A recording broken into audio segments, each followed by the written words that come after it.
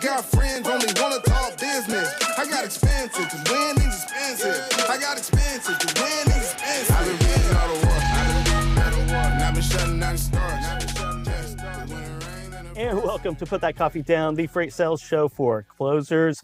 My name's Kevin Hill. I'm your host, and I have a special guest with me today, and we'll get into our topic here in a few minutes. Bill Priestley, our very own producer extraordinaire here at FreightWavesTV. Thank you for having me. You bet. Yeah. Produces FreightWaves Now every morning, 9 to 11 a.m. Eastern Time. Monday through Friday. I think Monday through Friday, yeah. Monday through Friday. It's a daily grind. Decades of experience, both in front and behind the camera. That is true, unfortunately, yes. Unfortunately, decades. Yeah, we don't want to go there. Yes, with an S, decades, very plural. Mm-hmm. Yeah. But before we get into, it's fun.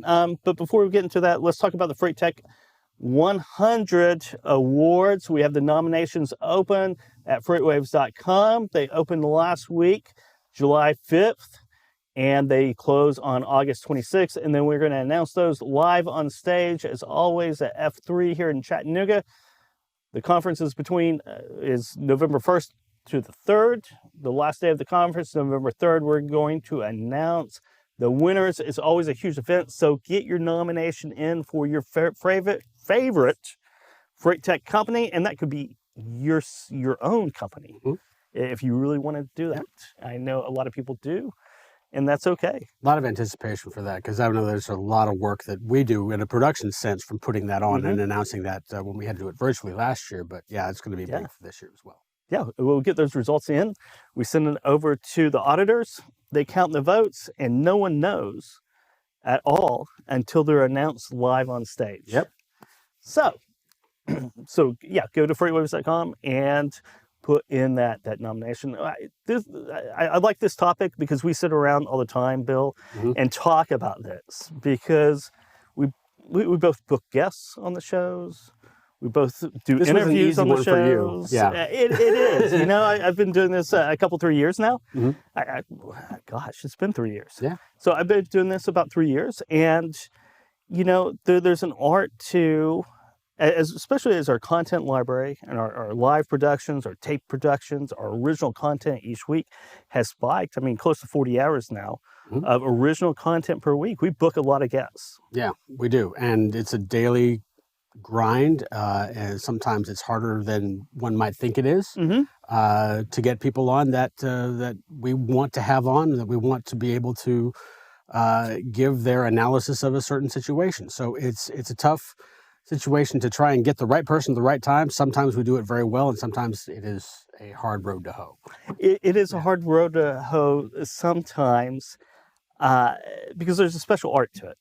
There is a little bit of secret sauce to reaching out. And before we even get into that, I kind of want to go through the importance of marketing and selling through broadcast TVs, through podcasts, even written mass media like on FreightWaves.com. It is a very powerful sales channel to get your message out, to get your sales message out, your company message out, and your personal brand out. And sometimes we can get tripped up identifying those three, or organizing those three, putting those into order. Sometimes we want to jump the gun and jump on camera and just talk our book of business, which there's problems with that. Yep. And we will discuss that here in the next few minutes. Yeah, it's you're exactly right in terms of getting what you want out there. You know, like you said, your personal brand, your corporate brand, getting the sales materials, the marketing materials, everything you need. It's got to be somewhat more than just a little bit coordinated. You know, sometimes in the social media space, it can be very unpredictable at the same time. So some event comes up, you want to get something out quickly that may not necessarily coalesce with what you are trying to put out at that particular time. You know, you may be putting together a funnel to try and get people to buy a certain product, and all of a sudden this other thing comes on and says, well, this really is connected to what we do. We need to comment on it. And that you know, gets in the wheelhouse sometimes. And it has to create a little bit of friction. It does, and current events, very topical things. You want to have your own commentary on there, and that is the basis of earned media. Yeah, so you really want to. It's very good to start at least with what you want to put out, and engaging as well as you can in the idea of getting your message out in the way in which you want to, and that's central really to anything. I mean, it's going to be central to what your identity is. It's going to be central to what your corporate identity is. It's going to be, this could be the first impression anybody gets of your business.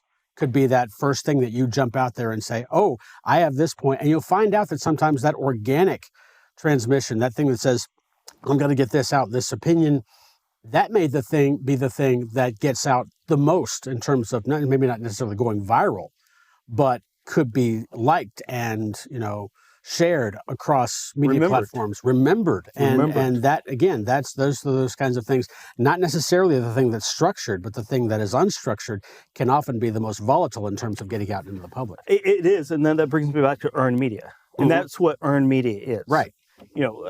Sponsored media is scripted. It is an advertisement. Right. Right. Or it can be. It doesn't have to be. But earned media is commenting on current events. Yeah. Whatever the discussion is. It's in our case, it's like we want an expert that can come in and can immediately take an idea or an event and give us context and give us direction as to how we want to react to it and how we can move forward most efficiently. Yeah, and that goes for sponsored content too. Yes. You still want to have those same principles, because the number one thing I really think is being remembered in a good way. Yeah. Right? I mean, everybody always would like to, yes. Exactly right. And that is by commentary, and we'll get into that in just a second. Let's start with getting on. Okay. TVs, podcasts, whether it's FreightWaves or another media outlet, there are some rules to remember. Okay. And part of that is what's kind of your cardinal rule? I equate it to basically a job interview kind of situation. I mean, you basically, if you are someone I don't know as a producer and you're going to reach out and contact me, this is basically like sending a resume out and saying, look, here's who I am. Please put me on. And generally speaking, it's going to be a very quick decision right off the bat, just like I guess in most any hiring situations. If the resume doesn't match up with what I'm looking for, then I'm not going to be using it. But that's basically your first salvo into it. And, you want to be able to catch my attention just like anybody else would. You want to be able to say, here's my value that I can offer, and here's how I can help your broadcast with such and such ways and on such and such topics, for instance. So it doesn't have to be complex. Yeah, it doesn't have to be complex. I'm not going to read 1,000 words. Right. No, you're not going to read 1,000 words. I'm certainly not going to read 1,000 words. But you've got to be able to show value towards why you should be a guest on the show. And that's, it's so much more. And I know we're going to get into mistakes here in a little bit, but it's so much more than, yes, it's earned media, but it doesn't mean that gives you a free playground to talk about whatever it is that you want to talk about. In other words, my first concern, your first concern about your audience is what happens, what is my audience going to do with what you're going to say? And if they're just going to trash it because you wanted to sell your product or service beforehand, then that's the way it's going to be. You're exactly right. And we're talking about media broadcasts coming on TV. Anything, yeah. To do that, this works whether it's an audience of one or audience of tens of thousands. Right. Exactly. In a sales meeting, it's the same principles apply, right? You have to draw in interest. And part of that is, you guys have been talking about this, or I saw this on FreightWaves.com. I have this unique, differentiated take on the situation that I think your audience would like. Yeah. It's that simple. Yeah, and it can be that way, and it can also be in a format where, you don't necessarily have to give us your complete perspective on a given product or a given event, perhaps. But you do need to at least establish some sort of, I've got to be able to discern, is this person knowledgeable enough? Are they articulate enough? Are they going to be able to offer something that my audience wants to hear? And I want to add in, it's not difficult to do this. It really isn't. Duna and I have laughed about this for years now, how simple it is to get on one of our shows. Yeah. We're on LinkedIn. We have emails. Most of the time, reach out. Yeah. I mean, it's that simple. Reach out, and as long as you're simple, concise, and articulate, you have about a 95% chance of getting on. You've got a good chance. It may not necessarily be immediate. In other words, if you're talking about something that is that may not be relevant at that particular moment, maybe we take you on in a week, week and a half, 2 weeks, somewhere in there. But if it's something that is topical, that say, hey, I can talk about this tomorrow, and the perspective is worth it, then chances are it could happen. Unlikely given the fact that we generally have most shows kind of sewed up. Like, for instance, tomorrow's show is already sewn up. But next week's we got openings. Yeah.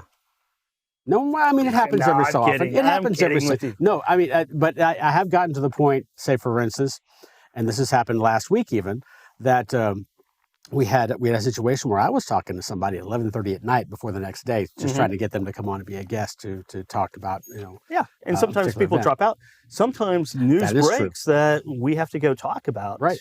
And if it's that topical, you have a pretty good shot. Now, I said 95% while ago. We have another 5%.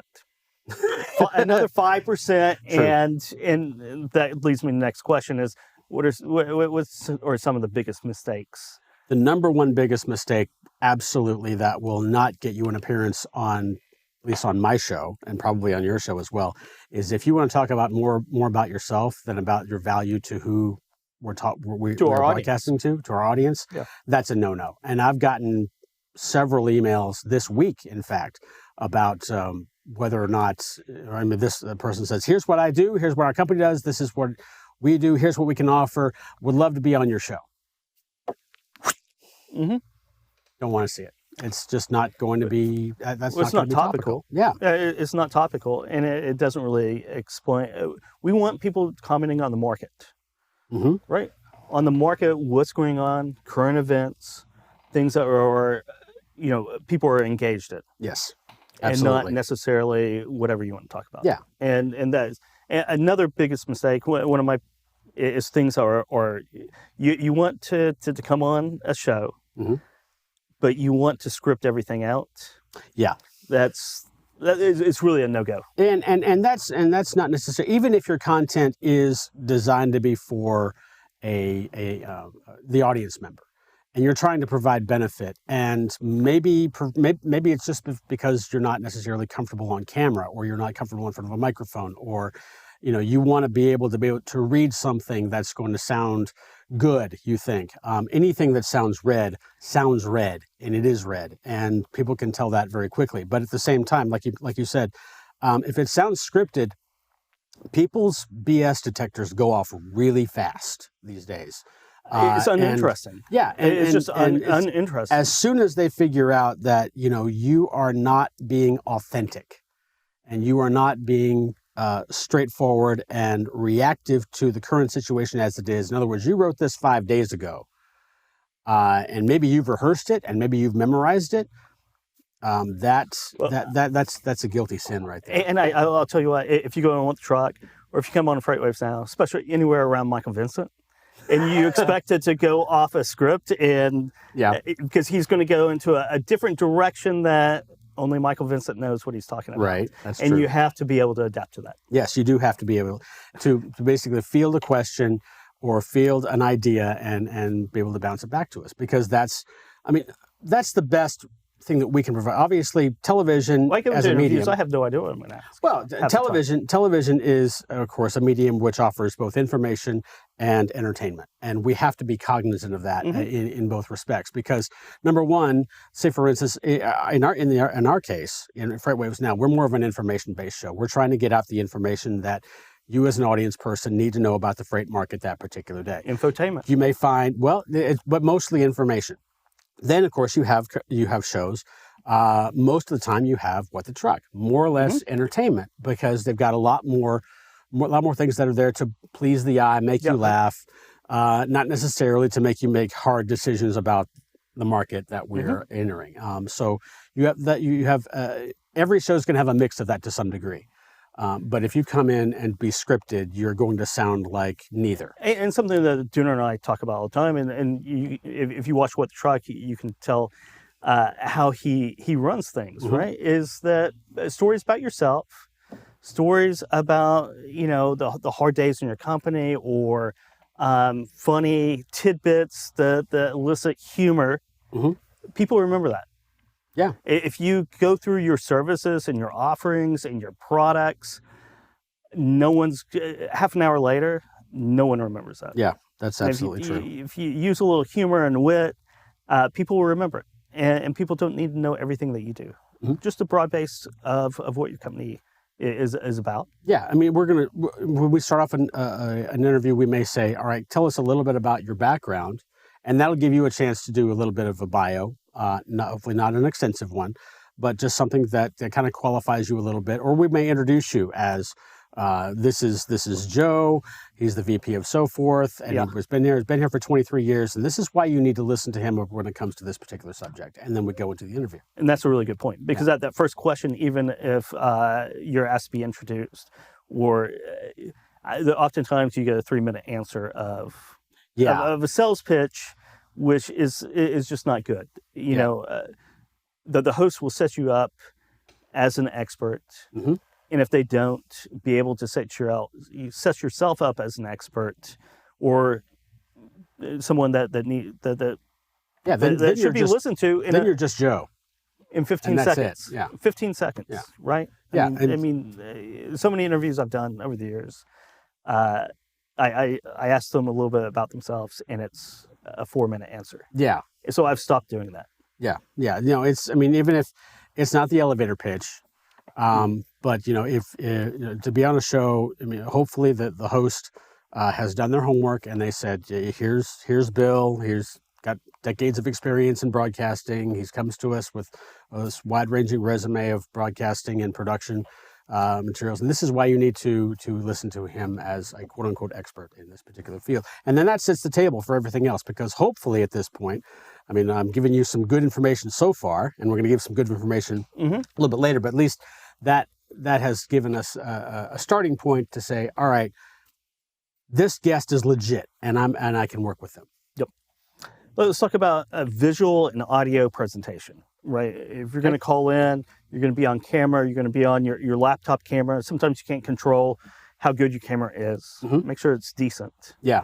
It doesn't have to be $1,000 camera. No, it does not have to be $1,000 camera. And I know in FreightWavesTV, if you dial in through the studio, my iPhone, any iPhone, is the most superior camera you can find. You can definitely get by with an iPhone. They can be a little bit problematic sometimes, just because of obviously if you got to anchor it someplace and get it at the right height. Well, you get the tripod. Yeah, you get your tripod. You around. Yeah, you work you work with those things. But yeah, as far as looking good on camera, there really are very, very simple things that you necessarily need to do to make yourself look good. Number one is lighting. Obviously, you don't want to be backlit. You don't want to be, you don't want to have lights behind you and nothing in front of you, because then you'll look much darker than what is behind you.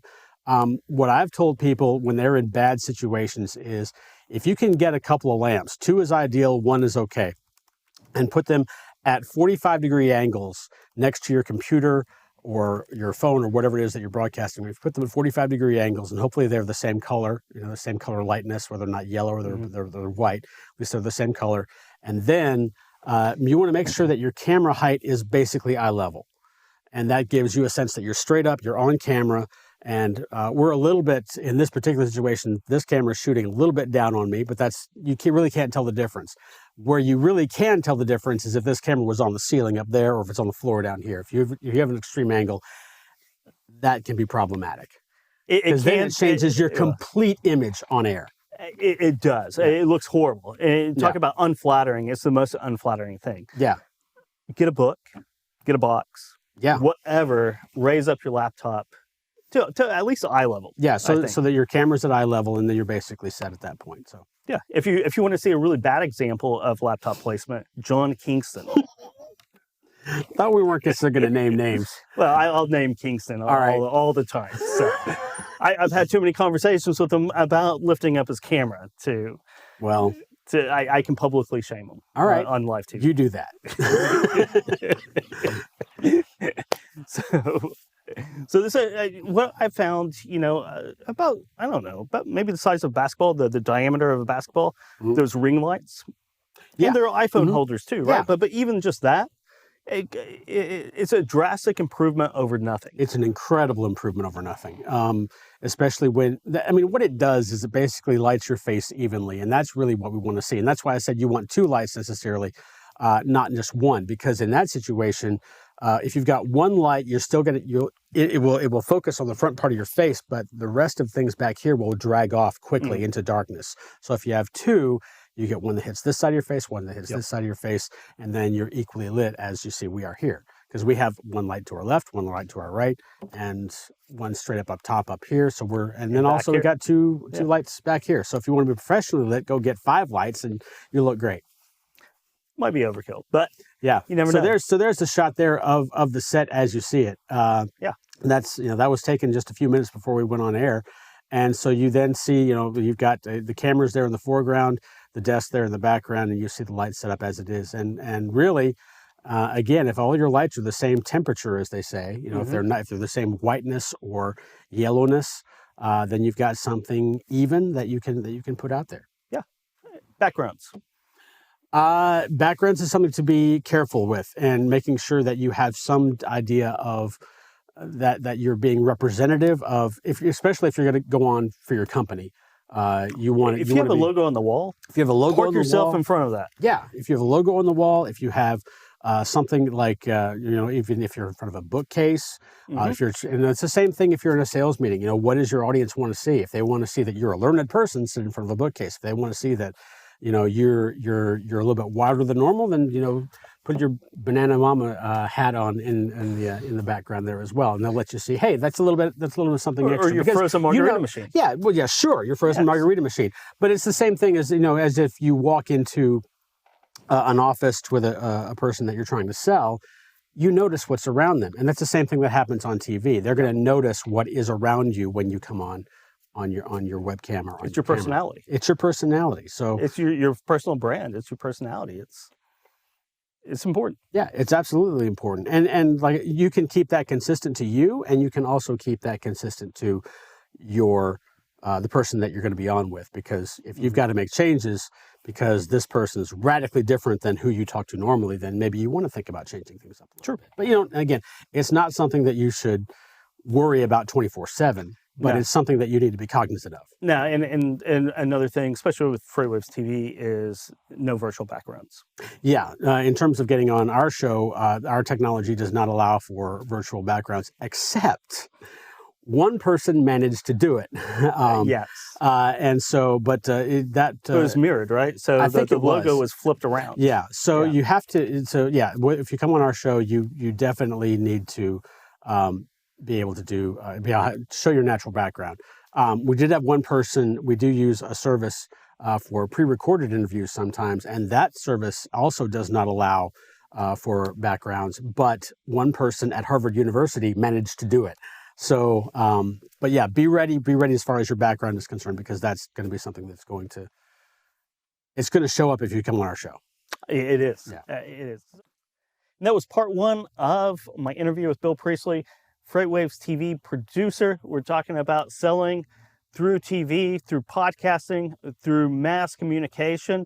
Part 2 will be next week, where we'll talk about content and what to do on camera. I got friends only want to talk business. I got expensive because winning's expensive. I got expensive because winning's expensive. I've been reading all the war, and I've been shutting down the stars.